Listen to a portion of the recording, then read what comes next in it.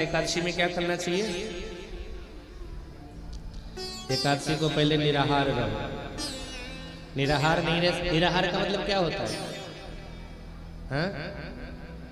निराहार का मतलब नीर आहार यानी पानी पी करके रहना है। निराहार का मतलब पानी पी के रहना है। लेकिन निराहार तो रह नहीं सकते, तो क्या करते हैं? फलाहार करते हैं, फल का आहार करते हैं। लेकिन आजकल तो फलों का आहार नहीं होता है। अब फल का आहार होता है तो इतना आहार होता है, उससे अच्छा तो अन्नाहार है। इतना अन्न खा लेते हैं लोग। अच्छा, एकादशी कैसे होता है? एकादशी जिस दिन की जाती है, एक तो फलाहार होता है और भगवान का भजन करना चाहिए, भगवान का कीर्तन करना चाहिए, और रात में जग करके भी भगवान का कीर्तन करना चाहिए। लेकिन एक एकादशी लोग करते हैं, कौन सा? निर्जला। आप लोग करते हो? नहीं करते। जो लोग एकादशी निर्जला एकादशी करेंगे ना, कहेंगे का कर बोला आज हमरा सुतेल दे, कोई बोली है नहीं हमरा से। ये सोने के लिए एकादशी किया था।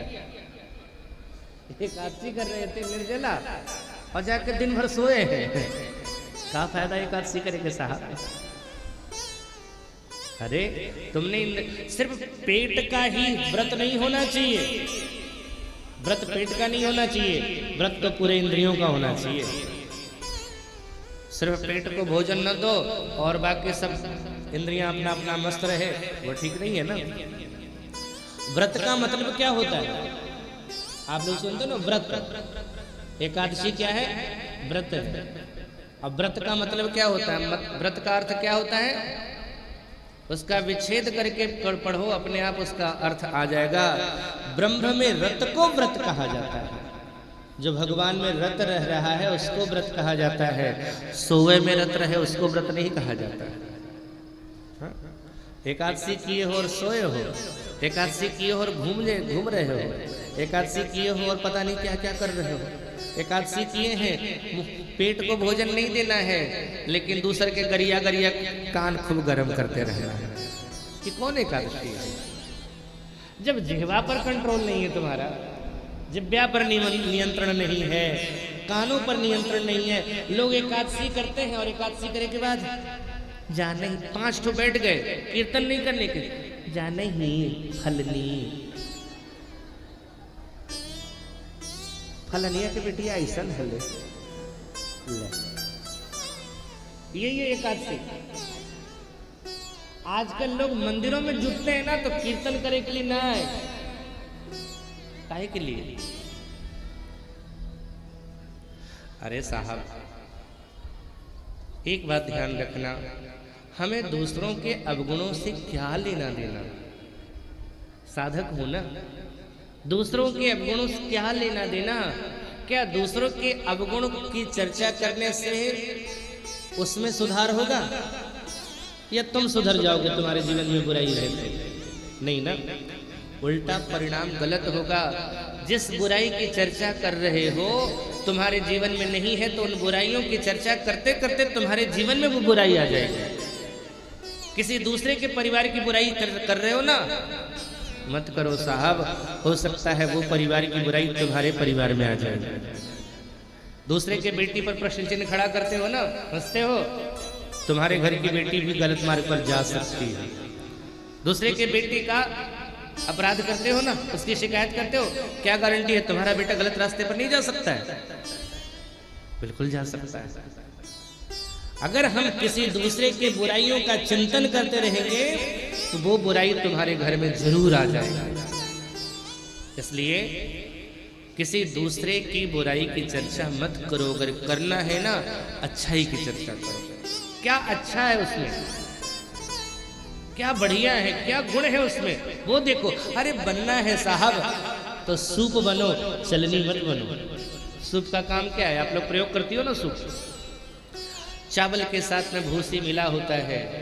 सूप का जब प्रयोग करते हैं तो भूसी बाहर और चावल को अपने अंदर रख लेता है सूप। यानी हमें भी यही कर। संसार में कौन है ऐसा जो दूध का धुला लोग कहते हैं, लेकिन दूध के धुले पर तो और शरीर में चटचटे करेंगे।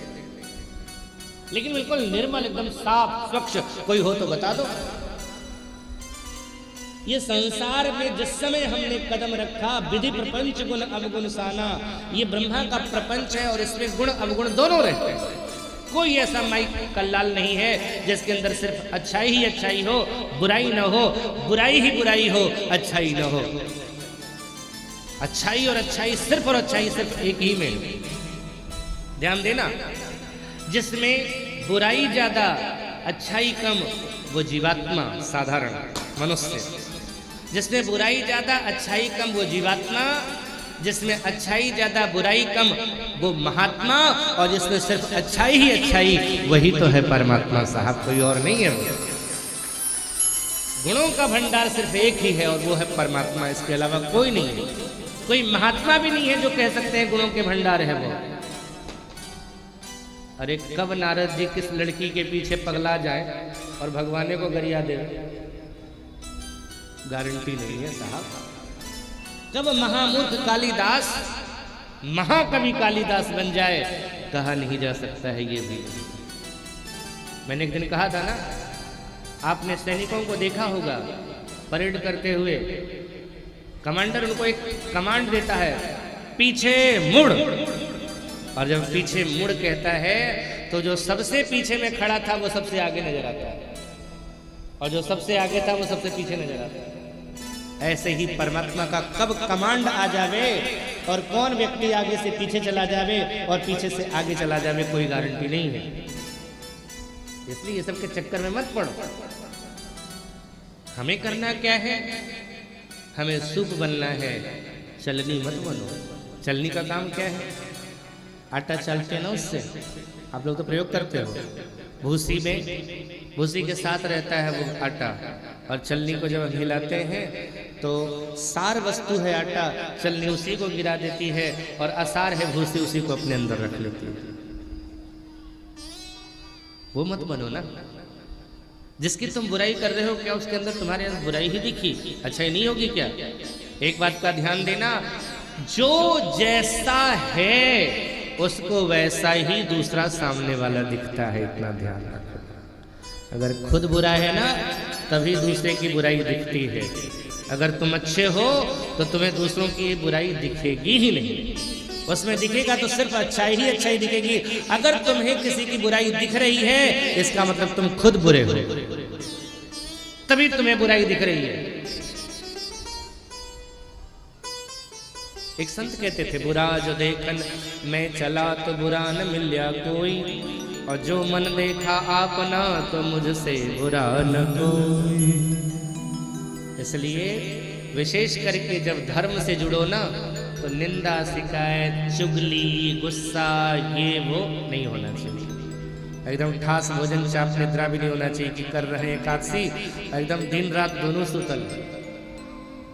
नंद बाबा ने एकादशी करी है,